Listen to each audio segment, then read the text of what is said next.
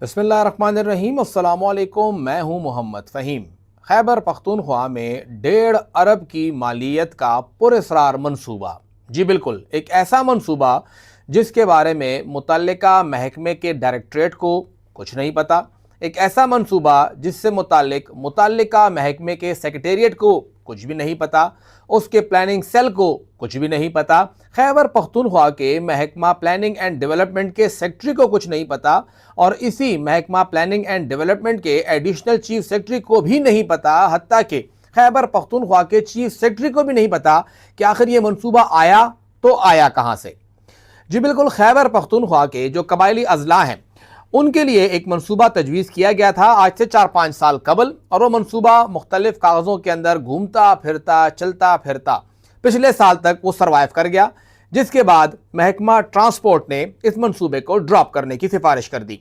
ये मंसूबा है कबायली अजला के, यानी एक तो बक्का खेल का इलाका है जो बनू के अंदर है, ये कबायली अजला में आता है, कबायली इलाका है लेकिन आता बनू डिस्ट्रिक्ट के अंदर है। वहाँ पे बक्का खेल के इलाके के अंदर जो ट्रैकिंग टर्मिनल है वो बनना है, और दूसरा शुमाली वज़ीरिस्तान में गुलाम खान के इलाके में टर्मिनल बनना है। ये दोनों टर्मिनल का मंसूबा है जिसकी तखमीना लागत तकरीबन कोई 1.5 अरब रुपए लगाई गई है। 60 से लेके 65 करोड़ रुपए जो हैं वो एक मंसूबे के हैं, और तकरीबन कोई 75 से लेके 80 करोड़ जो हैं वो दूसरे मंसूबे के लिए बताया गया है कि ये इस पर लागत आएगी। ये जो मंसूबा है, अब इस मंसूबे के हवाले से, क्योंकि पिछले 3-4 साल के अंदर ये मंसूबा शुरू ही नहीं हो पा रहा था, साबिक जो वज़ीर ट्रांसपोर्ट थे शाह महमूद साहब, उनका ताल्लुक भी बन्नू से था, उनके टाइम के ऊपर ये फ्लोट किया गया, उनका इलाका भी है, आबाई इलाका भी है, वहाँ पे इसके ऊपर काम शुरू हुआ, लेकिन ये मंसूबा शुरू ही नहीं हो पा रहा था। और इस मरतबा महकमा ट्रांसपोर्ट ने बैठ के इसके ऊपर पूरी वर्किंग की, और फिर जब आइंदा बरस यानी जो अब मौजूदा बरस है, लास्ट ईयर ये बात हो रही थी कि 2026-27 के प्रोजेक्ट के हम लोग लेकर आएंगे, तो उन्होंने इस प्रोजेक्ट को डिलीट कर दिया था। और उन्होंने ये कहा, गलबन 11वें या 12वें जो एडीपी रिव्यू मीटिंग थी उसमें उन्होंने कहा कि इन दोनों के लिए अलग अलग वजूहात हैं जिसके बायस इस मंसूबे को ड्रॉप किया जा रहा है। शुरू तो वो हुआ नहीं, लेकिन शुरू करने की ज़रूरत भी नहीं है। पहली चीज़ तो ये है कि जितना दूर दराज इलाका है उसके लिए 1.5 अरब रुपए की ज़मीन खरीदना घाटे का सौदा होगा, फ़ायदा नहीं। वहाँ पे ज़मीन इतनी भी महंगी नहीं है कि आप बक्का खेल के अंदर और गुलाम खान के अंदर 1.5 अरब रुपए की मालियत की ज़मीन खरीदें। दूसरा, बक्का खेल के अंदर पहले ही वहाँ पे एक एनएलसी का टर्मिनल चल रहा है, तो एक जगह पे 2 टर्मिनल बनाने का फ़ायदा क्या होगा। ट्रक हैं, वहाँ आते हैं, खड़े होते हैं, एनएलसी का काम कर रहा है। और तीसरा, गुलाम खान के लिए अगर आप लोग पब्लिक प्राइवेट के साथ जाएँ तो ज़्यादा बेहतर होगा, सरकार का पैसा नहीं लगना चाहिए। इसी रिव्यू मीटिंग्स के अंदर यह फैसला तय हुआ और मनसूबा ड्रॉप कर दिया गया। जब इस मंसूबे के हवाले से सालाना तरक्याती प्रोग्राम की ड्राफ्ट एडीपी आई, उसको टेबल किया गया, तब भी कोई मसला नहीं था, लेकिन जब एडीपी अप्रूव हो गई तो हैरानकुन तौर पर वहां पर यह मंसूबा शामिल था, और वहां पर एक मंसूबा शामिल किया था, 65 करोड़ की लागत बताई गई थी। अब वो मंसूबा 65 करोड़ का था भी नहीं, लेकिन इस बार यहां पे शामिल हो गया। सबसे पहले तो महकमा ट्रांसपोर्ट हैरान हुआ कि ये मेरी एडीपी के अंदर ये मंसूबा कहाँ से आ गया। उन्होंने राब्ता किया जो उनका मुतल्लिका सेक्शन है पीएनडी के अंदर, उन्होंने कहा हमें तो कुछ नहीं मालूम ये कहाँ से आ गया। फिर एडीपी के ऊपर जो मुख्तलिफ किस्म की इंसानी इजलास होते हैं वो शुरू हुए, और उसकी सदारत की थी वहाँ पर एडिशनल चीफ सेक्रेटरी इस्लाम ज़ेब साहब ने। वहाँ पर यह मुद्दा उठा कि ये मंसूबा किसने शामिल कराया है। जो ट्रांसपोर्ट डिपार्टमेंट है उन्होंने लाताल्लुकी जाहिर की, जो मुतल्लिका सेक्शन है उन्होंने लाताल्लुकी जाहिर की, पीएनडी ने लाताल्लुकी जाहिर की। हत्ता के बताया जाता है कि चीफ सेक्रेटरी तक ये बात पहुंची, उन्होंने भी लाताल्लुकी जाहिर की कि जी मैंने शामिल नहीं कराया, उनका अपना जिला है। तो बहुत से लोग समझते हैं कि जी साहब बहादुर हैं, शायद शामिल करा दिया हो, उन्होंने भी शामिल नहीं कराया। तो फिर शामिल किसने कराया।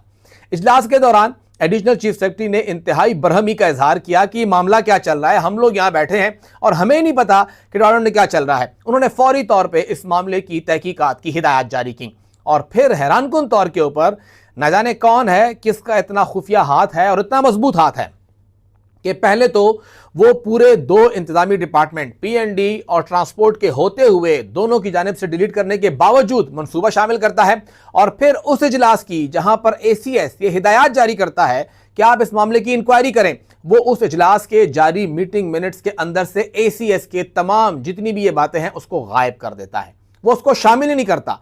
यानी कोई ऐसी शख्स शख्सियत है, एक है, दो है, जितने लोग भी हैं वो इतने मजबूत हैं कि वो एडिशनल चीफ सेक्रेटरी के साथ भी पंगा लेने को तैयार हैं कि भाई आप कहां से आए हैं, हम आपकी बात ही नहीं मानते, आपके कहे हुए अल्फाज ही हम लोग मीटिंग मिनट से निकाल देंगे, तो आप फिर क्या करें।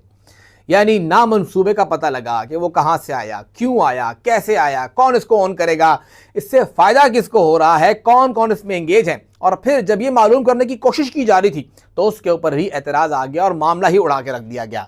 इस वक्त खैबर पख्तूनख्वा का जो बनू का जो एसी है उसने खत लिख के भेजा है कि हमें जी आप पैसे रिलीज करें कि हम लोग जमीन खरीदें। अब कौन सी जमीन खरीदनी है जिस जमीन का मंसूबा ही नहीं है, जो ट्रांसपोर्ट डिपार्टमेंट उसको ओन नहीं कर रहा। चले अगर पीएनडी ने करना है तो पीएनडी भी उसको ओन नहीं कर रहा है, तो फिर इसको कर कौन रहा है। एक अजीब सी भूल भुलैया है और ये वो एक मंसूबा है जो कि सामने आया है। ना जाने इस एडीपी बुक के अंदर और कितने ऐसे मंसूबे होंगे जिसके बारे में ना तो पेरेंट डिपार्टमेंट को पता होगा, ना ही पीएनडी को पता होगा और ना ही सूबे की ब्यूरोक्रेसी को पता होगा। ना जाने कहां कहां से मामला अंदर आ रहा है। इस एडीपी के ऊपर पहले ही finance department, planning and development department और हत्ता के चीफ सेक्रेटरी डिपार्टमेंट को शदीद एतराज़ात हैं, क्योंकि ये एडीपी पहली मरतबा ऐसा हुआ है कि पूरी की पूरी वज़ीर आला हाउस के अंदर बन के आई है, वहीं से तैयार ड्राफ्ट आया, तैयार कापी आई और अप्रूव हो गई। लेकिन एडीपी टेबल होना, ड्राफ्ट एडीपी से फाइनल एडीपी के दरमियान अब चेंजेस करना, ये और भी हैरानकुन है और ये और भी ख़तरनाक है। और अब अगर ये देखा जाए कि सूबे में दूसरा बड़ा इंतज़ामी अफसर, जाहिर बात है चीफ सेक्रेटरी है, फिर एसीएस हैं, तीनों हमारे पास जो एसीएस हैं, एसीएस जनरल हैं, होम है, पीएनडी हैं, ये तकरीबन तीनों एक ही कैलिबर के हैं। तो अगर आपके पास दूसरा अहम ऑफिसर कोई हुक्म जारी करता है और फिर उस हुक्म को उस इजलास के मीटिंग मिनट से उड़ा दिया जाता है, तो शायद बहुत ही मजबूत हाथ है कि वो ब्यूरोक्रेसी भी उसका कुछ नहीं बिगाड़ पा रही और इस मामले के ऊपर अभी तक खामोशी है, फिलहाल खामोशी है। शायद इस्लाम ज़ेब साहब का जो अगला इजलास होगा इसी मुताल्लिक शायद वहाँ पे सवाल करें कि मैंने ये बात की थी, क्या बना उसका, लेकिन अभी तक बताया ये जा रहा है कि मुकम्मल खामोशी है।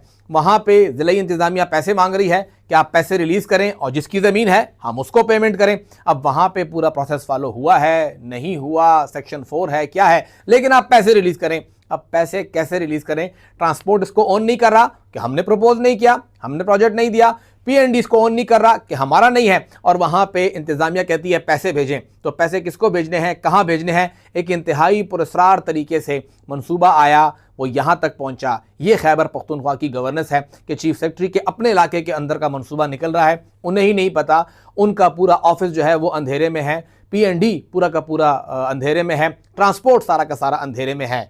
आखिर इस सूबे को चला कौन रहा है और कौन है जो 1.5 अरब रुपए के मंसूबे की, चलें 63 अरब कर लें, करोड़ कर लें कि वो पिछला उन्होंने हटा दिया है, इस मंसूबे के हवाले से इतने बड़े बड़े फैसले ले रहा है और कोई भी ब्यूरोक्रेसी के अंदर भी कोई उसका कुछ नहीं बिगाड़ पा रहा।